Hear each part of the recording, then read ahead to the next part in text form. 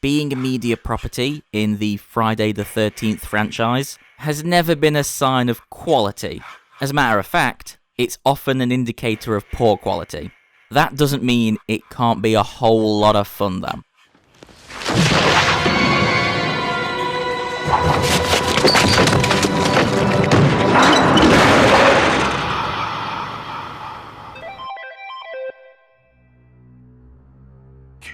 Before I can critique anything about the Friday the 13th game, I need to talk about the bugs.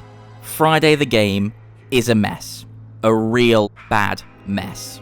Although it might be rare to play a game that runs absolutely smoothly, you might be assuming that I'm just over-exaggerating a bit and that it's just a little rough around the edges.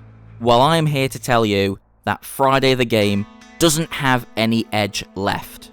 And that's never going to change, which is a real shame, because unlike an Anthem or a Division that promise to keep updating their game with new content for years to come, only to give up less than half a year in like they weren't spouting bullshit all along, Gun Media, the devs behind Friday, were more than willing to keep working on their game. It's only because of the difficult legal situation between the original film's director and writer that they had to halt production on any new content. You see, after realising that the legal proceedings involving Sean S. Cunningham... Oh, I didn't get the writer's fucking name. Gonna have to look it up now. That's the cast, don't need the cast. Victor Miller, right, okay.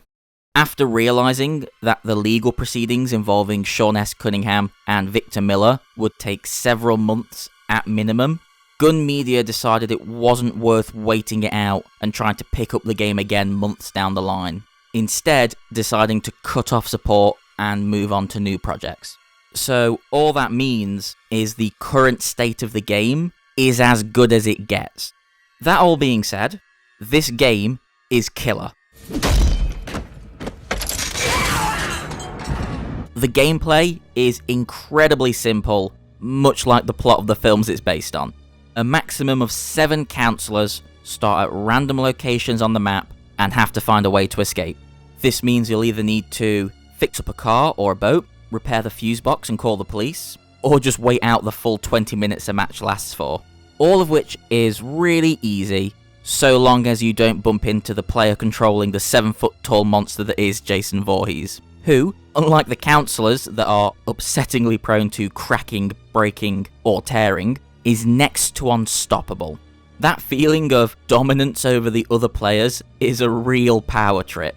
But it's not as simple as popping up out of nowhere and gutting another player, because all the counsellors are faster than Jason, so you'll need the perfect mix of clever and persistent. Smashing windows, breaking down doors, and letting the other players' stamina meters run dry are all key to success. And once you manage to catch one of your victims, you'll be treated to a beautifully awful motion-captured kill that are actually more creative than most of what the Friday films have to offer.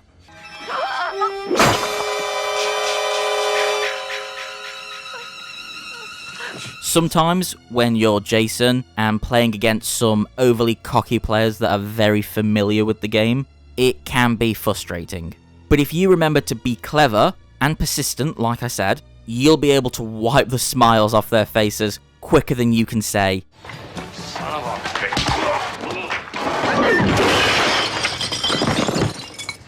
While being Jason can be fun and cathartic, the real joy here is playing the camp counselors. The little co-op dynamics that naturally form are wonderful. It's amazing because it's a game that requires teamwork to win, but betrayal to survive. Imagine you're sprinting through the forest away from an angry Jason. You know if you keep running, you'll run out of stamina. So when you spot another poor, unsuspecting player nearby, what choice do you have except to run over to them and hope Jason starts chasing them instead? It's cruel, but you gotta do what you gotta do to survive. On the other side of things, it feels amazing to come across Jason moments away from crushing another player's skull and running in to save them in the nick of time.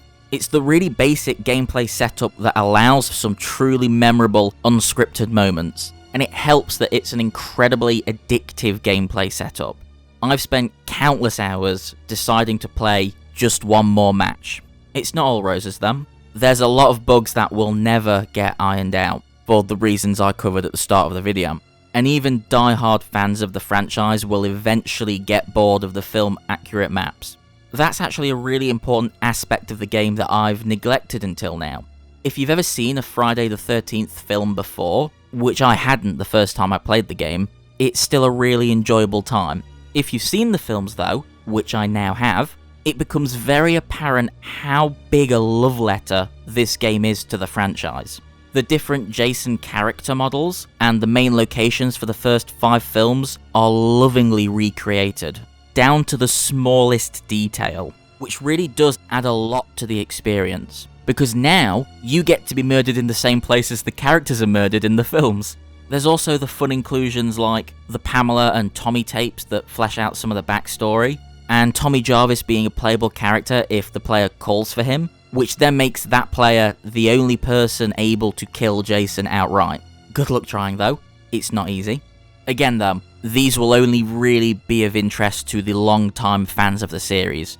Whether you're a big fan of Friday the 13th or not, this game is a great time, especially if you can get your friends involved. The lack of future support is a real shame, since the devs had a lot of cool stuff planned for the future. But regardless of any of that, it's a very unique, charming, and special game that deserves much more motherly love.